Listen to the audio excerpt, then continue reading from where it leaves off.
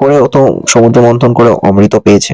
পাওয়ার পর করেছে কি, ইন্দ্রের ছেলে সেই অমৃত কলসটাকে নিয়ে পালিয়েছিল। পালানোর সময় ৪ ফোঁটা এই ৪টে জায়গায় পড়েছিল। একটা প্রয়াগরাজে, একটা নাসিকে, একটা উজ্জয়িনীতে, আর একটা আপনার হরিদ্বারে। তাই বলা হয়ে থাকে যখন এই ইন্দ্রের ছেলে পালিয়েছিল সেটা ছিল মকর সংক্রান্তি, পৌষ মাসের শেষে। সেই থেকে বলা হয়ে থাকে যে এই সময় গিয়ে নাকি স্নান করলে তা থেকে অমৃত পাওয়া যায় বা অমৃত প্রাপ্তি ঘটে, তাতে নাকি শরীর সুস্থ থাকে, পাপের মুক্তি ঘটে। তারপর থেকেই সবাই এখানে শুরু করে স্নান করা।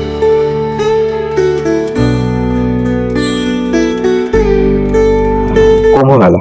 কুম্ভ মেলা কেন এত স্পেশাল এবারে? কুম্ভ মেলা মানে এবারে কুম্ভ মেলা তো মহাকুম্ভ মেলা। মানে এই যে কুম্ভ মেলা, মহাকুম্ভ মেলা, তফাৎ কি? মানে এই সবটা নিয়ে আজকে ভিডিওটা।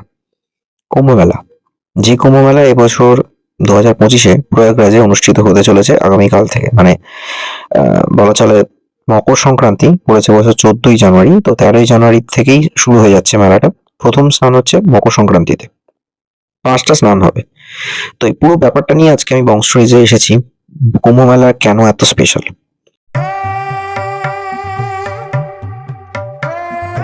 এবারে যে কুম্ভ মেলাটা বসেছে সেটার সাথে অন্য মেলাগুলোর তফাৎ কি আছে, এইটা একটু বলতে হবে। এই ডিটেলস আছে, হিস্ট্রি আছে। না, কুম্ভ মেলা এবছর প্রয়াগরাজে বসেছে। প্রয়াগরাজ মানে হচ্ছে ত্রিবেণী সঙ্গম, যেখানে গঙ্গা, যমুনা, সরস্বতীকে আবার দেখা যায় না, সেটা মানে বলা চলে যে গোপনে চলছে, সরস্বতীর প্রভাব রয়েছে। এটা ছাড়াও কিন্তু আরো দুটো নদী আছে যেটাতে নাকি গিয়ে অনেকে স্নান টান করে। সূর্যদেব নাকি ঘেমে গেলে তার নদীর উম, এটা বেড়ে যায়, লেভেলটা বেড়ে যায়। তো সেটা আলাদা বিষয়। এখন আসি ত্রিবেণী সঙ্গমে। এই যে কুম্ভ মেলাটা হচ্ছে সেটা কেন এত স্পেশাল? কারণ হচ্ছে কুম্ভ মেলা মূলত দুটো ধাপে হয়। একটা হচ্ছে অর্ধ কুম্ভ মেলা, আর একটা হচ্ছে পূর্ণ কুম্ভ মেলা। যেটা অর্ধ কুম্ভ মেলা হয় সেটা 6 বছর অন্তর অন্তর হয়, সেটা প্রয়াগরাজেই হয়। আর একটা যেটা পূর্ণ কুম্ভ মেলা 12 বছর অন্তর হয়, সেটা হয় কোথায় কোথায় না, একটা হরিদ্বারে হয়, একটা উজ্জয়িনীতে হয়, আর একটা নাসিকে হয়, আর একটা হচ্ছে প্রয়াগরাজে হয়। মানে 4টে জায়গায় হয়ে থাকে। এবার এবার ধরা যাক হরিদ্বারে গঙ্গার তীরে যেটা হচ্ছে সেখানে একটা, একটা হচ্ছে প্রয়াগরাজে যেটা ত্রিবেণী সঙ্গম, আর দুটো হচ্ছে আপনার উজ্জয়িনী আর একটা নাসিকে হয়ে থাকে। এবার এই যে, তো এই যে স্পেশাল মেলাটা, সেই মেলাতে সবাই কেন এত দৌড়াচ্ছে, কেন এর বিশেষত্ব রয়েছে, কি জন্য এই মেলাটা তো বিখ্যাত? প্রথম কথা হচ্ছে যে এই মেলাটা হওয়ার কারণ হচ্ছে এই মেলাতে স্নান করলে নাকি অনেক পাপ মুক্তি হয়। ত্রিবেণী সঙ্গম, মকর সংক্রান্তির পূর্ণ স্নান। যেহেতু এবারের মেলাটা 144 বছর পর হচ্ছে, তাই এটা আরো স্পেশাল। ওই যে বললাম, একটা অর্ধকুম্ভ, একটা পূর্ণকুম্ভ, একটা মহাকুম্ভ। এবারের মেলাটা হচ্ছে মহাকুম্ভ। কেন না, 12 বছর অন্তর হয় পূর্ণ কুম্ভ। এবার এরকম 12টা পূর্ণ কুম্ভ মেলা হওয়ার পর বসে মহাকুম্ভ। মানে 144 বছর পর এই মেলাটা হচ্ছে। এবার আসি 12 বছরের সাথেই বা কি সম্পর্ক আছে। কারণ হচ্ছে বৃহস্পতি একবার সূর্যকে প্রদক্ষিণ করতে নেয় 12 বছর। তো ন্যাচারালি এই একটা প্রদক্ষিণ করতে যে সময়টা লাগছে, সেই জন্যই একটা মহাকুম্ভ স্নান হয়। এটা ছাড়া আরো কিছু নিয়ম আছে। নিয়মগুলো কি না, ব্যাপারটা হচ্ছে যখন এই আহ দেবতাদের সাথে রাক্ষসগণের যুদ্ধ হচ্ছিল, বা যখন এই দেবতারা রাক্ষসদের অত্যাচারে স্বর্গরাজ্য ছেড়ে বিতাড়িত হয়েছিল, সে সময় তারা গেছিল ব্রহ্মদেবের কাছে বা ব্রহ্মার কাছে। তিনি বলেছিলেন যে সমুদ্র মন্থন করে যদি সেখান থেকে অমৃত তুলে আনা হয়, সেই অমৃত পান করলে আপনাদের আর কেউ মারতে পারবে না। তখন দেবতারা ছলে বলে এই সমুদ্র মন্থনের জন্য কনভিন্স করায় বা মানায় রাক্ষসদের যে আপনারা সমুদ্র মন্থন করুন, এখান থেকে একটা অমৃত পাওয়া যাবে, 50-50 শেয়ার হবে, এরকম একটা ডিল করেছিল। করে ও তো সমুদ্র মন্থন করে অমৃত পেয়েছে। পাওয়ার পর করেছে কি, ইন্দ্রের ছেলে সেই অমৃত কলসটাকে নিয়ে পালিয়েছিল। পালানোর সময় ৪ ফোঁটা এই 4টে জায়গায় পড়েছিল। একটা প্রয়াগরাজে, একটা নাসিকে, একটা উজ্জয়িনীতে, আর একটা আপনার হরিদ্বারে। তাই বলা হয়ে থাকে যখন এই ইন্দ্রের ছেলে পালিয়েছিল সেটা ছিল মকর সংক্রান্তি, পৌষ মাসের শেষে। সেই থেকে বলা হয়ে থাকে যে এই সময় গিয়ে নাকি স্নান করলে তা থেকে অমৃত পাওয়া যায় বা অমৃত প্রাপ্তি ঘটে, তাতে নাকি শরীর সুস্থ থাকে, পাপের মুক্তি ঘটে। তারপর থেকেই সবাই এখানে শুরু করে স্নান করা।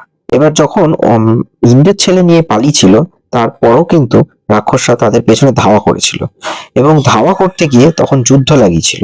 এই যে যুদ্ধটা হয়েছিল রাক্ষসদের সাথে দেবতাদের, সেটা 12 দিন ধরে চলেছিল।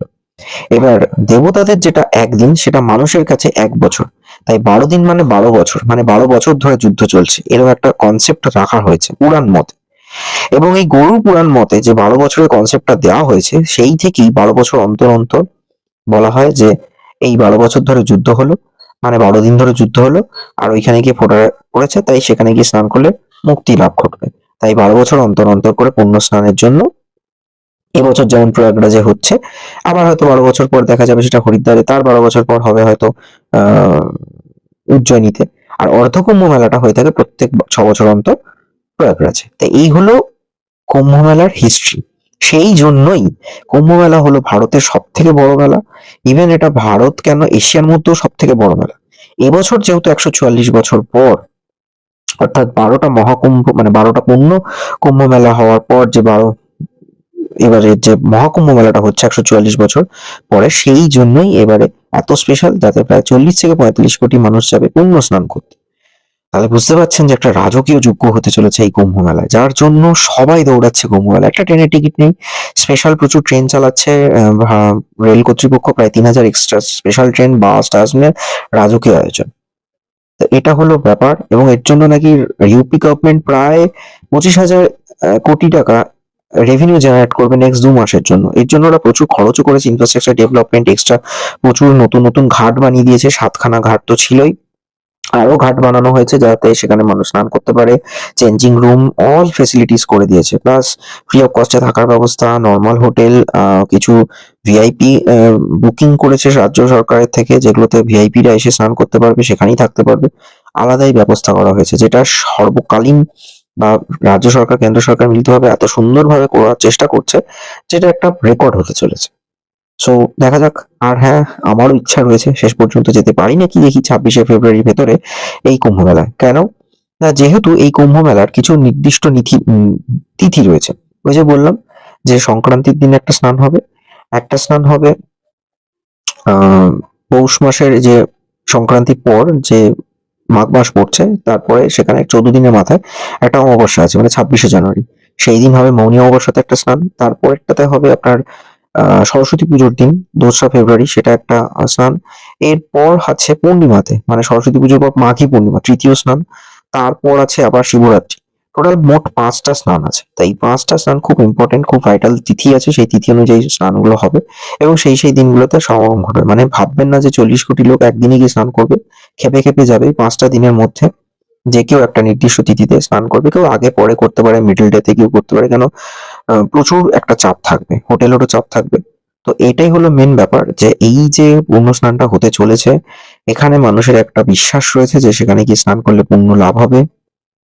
তার জন্য প্রচুর আয়োজন, পুলিশের আয়োজন হয়েছে, 3000 এক্সট্রা পুলিশ থাকবে, 3000 এক্সট্রা আর কি volunteers, 38,000 police, BSF, paramilitary force, সব মিলিয়ে 4,000 একর জুড়ে এই মেলাটা হতে চলেছে। অন্যবারে 32,000 একর জুড়ে মেলাটা হয়, কিন্তু এবারে সেটাকে বাড়িয়ে প্রায় 4,000 একর করা হয়েছে। অস্থায়ী ব্রিজ বানানো হয়েছে, ঘোড়া টহলদারি হবে, প্রচুর ব্যবস্থা থাকছে। তাই এটা একটা চ্যালেঞ্জিং বিষয়, 40 কোটি মানুষকে কন্ট্রোল করা। 3 মাস, 1.5 মাস ধরে চলবে মেলাটা। তো ন্যাচারালি পুলিশের কাছে এটা একটা চ্যালেঞ্জিং, অ্যাডমিনিস্ট্রেশনের কাছে চ্যালেঞ্জিং।